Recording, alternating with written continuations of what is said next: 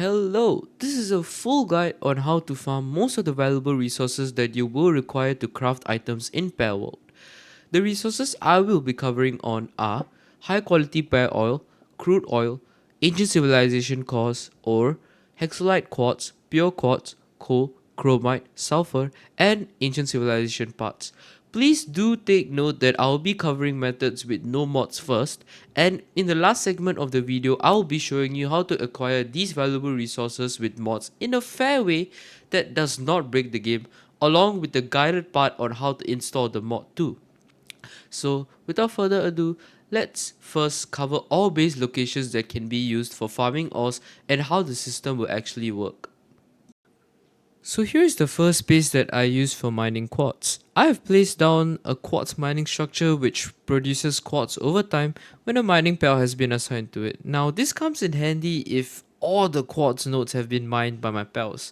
And apart from that, you can see here that quite a few quartz nodes actually spawn in this area, and also they respawn after a certain amount of time. Here you can see you do get a few ore as well, as there are a few ore nodes in this location too. And I've actually automated the food making process for the base, as I really don't want to keep coming back to the base to replenish the feed box. Apart from that, I also placed a mining cart to improve the mining efficiency of my pals too. Now, talking about pals you want to assign for the base, this is entirely up to you and what pals that you have, but I would suggest strong mining pals like Anubis, Estegon, Plasmid Ryu, and also Dictois. Now, do throw in ample transporting pals because there is a lot of ore to be transported and you really don't want to make the drop or despawn. And also do throw in food production pals in there to automate the food production if you want. And yeah, on to the next base. So here is a second base that you can use to mine Hexolite quartz, which is a very valuable resource for crafting endgame items. In this particular location right here, 3 Hexolite quartz nodes will always spawn, and depending on the pals you have assigned to it, you will get the appropriate amount of Hexolite quartz. Do take note that you will get lesser farm resources compared to the other mining bases in this list, but it's natural as the amount of nodes that spawn for this are only 3. Apart from mining, food production and transporting pals, you can assign logging pals to if you need extra wood, as there are quite a lot of trees in this area. That's it for this base, on to the next. So here is the third base that will be used for mining sulfur, an important resource to craft gunpowder for ammunition. Apart from the ample sulfur nodes that actually spawn here, you can increase sulfur production by unlocking the sulfur production structure from the technology tab and putting a few of them in this base. This location is very convenient because it is located on an island, which makes it harder for raiders to attack and raid your base. One very important thing to note is to actually build defenses or walls around the base to avoid your pals from accidentally dropping into the lava pools or getting attacked by other pals. There are some holes in this base that your pals may accidentally drop into, but you can just cover them up using structures.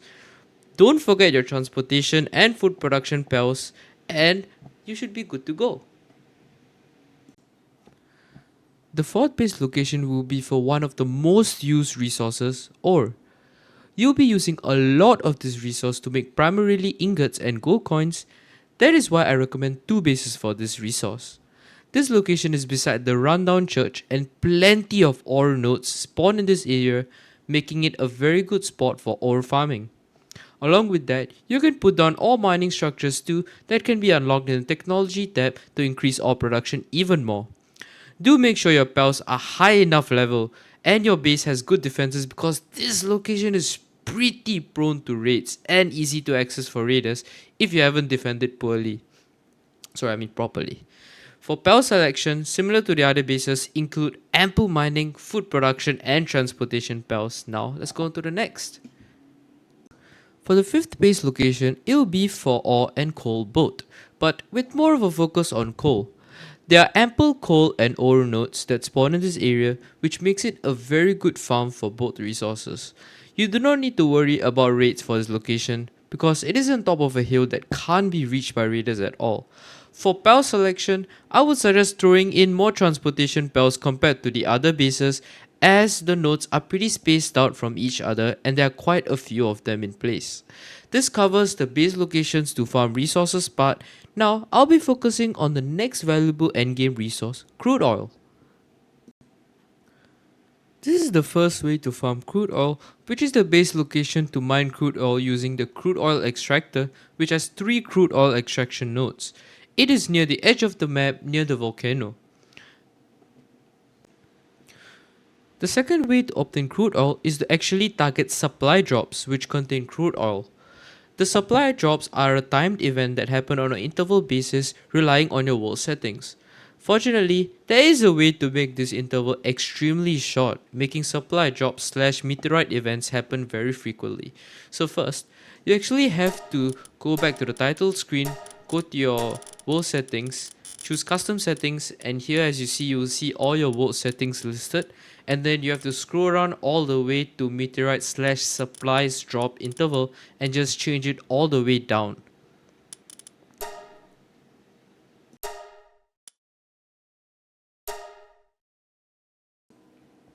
The third way to obtain crude oil is to actually carry out rig attacks, and by doing these, you can get many rewards including legendary blueprints, a lot of crude oil, and ammo, just to name a few. I will also show all the oil rig locations in the map in the next 3 parts.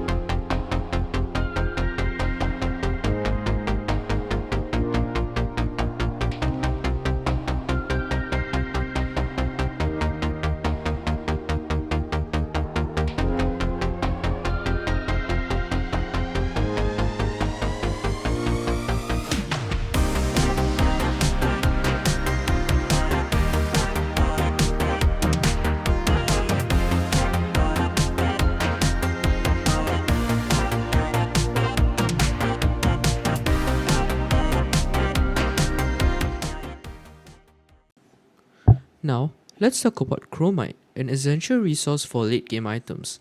Farming chromite cannot be done using any structures, so I suggest setting on foot to find these spots as there are many scattered around on the new Feybreak island. First, I will be covering an outdoor location followed by indoor boss dungeon locations with chromite only, and after that I'll be covering dungeon locations that have both hexolite quartz and chromite inside them. You'll be able to find chromite in any indoor boss dungeon. Please do take note that I feel I have not covered every single dungeon location for this segment, but I have shown you most of them, so feel free to discover more and comment them down below. Also, do remember to take and deploy Smokey when mining, because as deploying this spell will allow you to mine twice the amount of chromite than you usually do.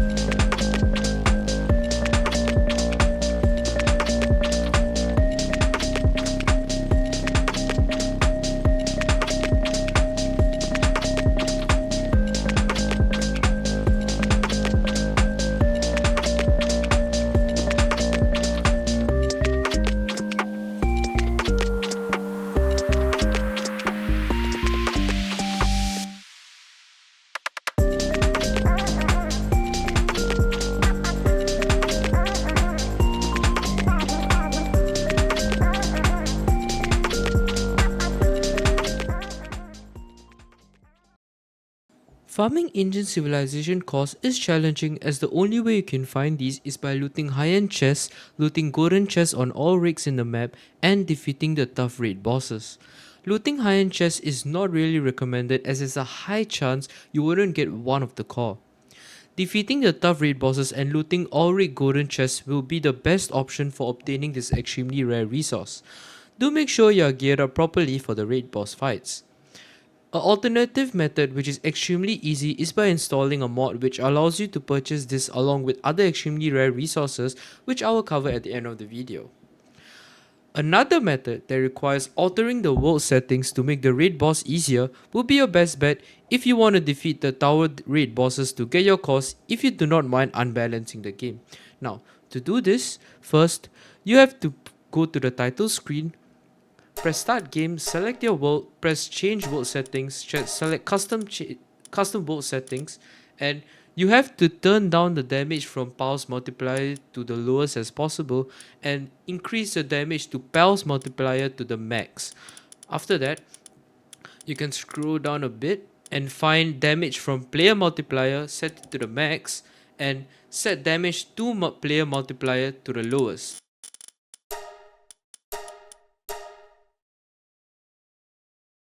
Now, let's talk about high quality Pale Oil. You can obtain this resource by killing pals that drop it, but I have a better method that is buying Pale Oil from the merchant itself, and this merchant can be found at the small settlement close to the starting area. As you can see here, I've actually captured him and put him in my base, which actually makes it easier for me to access his inventory and actually buying the Pale Oil whenever I need it. Moving on. Obtaining ancient civilization parts is relatively easy in the mid to late game as you can get this valuable resource by farming tower bosses and defeating alpha pals in the game. You can also get it via opening chests too. There are a lot of these alpha pals and tower bosses around to farm, so around half an hour of farming lower level bosses can get you a pretty huge sum of this resource. You can also get this resource by actually catching lucky pals, but I wouldn't rely too much on this method because the lucky pals are pretty rare to occur in the world. Now, you have reached the fun part, and that is using the mod to gain access to many valuable resources useful in the late game. After installing this mod, you'll be able to access many hard to obtain resources at the same vendor at the small settlement as I showed previously. And you can catch him and put him in your base too to gain easier access as I have done here. The vendor will also now sell crude oil, ancient civilization parts, ancient civilization cores, weapon blueprints and many more valuable resources. Now, I'll be showing you how to install this mod into your game. So the first thing you want to do is actually search Nexus mods into the search bar of your preferred browser and just click the first link that appears. And now you'll see the main mod page for a lot of games and their mods. So first click on the games tab and then press all games as you can see here. And then after that, what you have to do is you have to search Palworld into the games tab in the search bar. And after that, just press on Palworld and just ignore the NSFW mods unless you want to download them. And search GY_more shoppings into the search bar at the top. And this mod will actually pop up. This should be the correct page for the mod. And then select the files tab. Press the manual download button. Press the slow download. And then your download should start. So just wait for it. And yeah, it should be done. And then open up the folder in the downloads page. You can actually create another tab. And then now you actually have to go into your Palworld directory. You can actually press the settings icon on the Steam page and then press browse local files. It brings you straight to the directory, but here I've actually gone in manually. So you have to go into the Pal folder, content, packs, and then the 2D mods folder. So this is where the .pak file should be placed from the folder that you just downloaded from the mod page. So as you can see here, I have extracted the downloads folder, the file that I downloaded from Nexus Mods in the downloads folder itself. So what you have to do is just drag the .pak file into the 2D mods folder in your Palworld. And yeah, that should actually install the mod and that's it.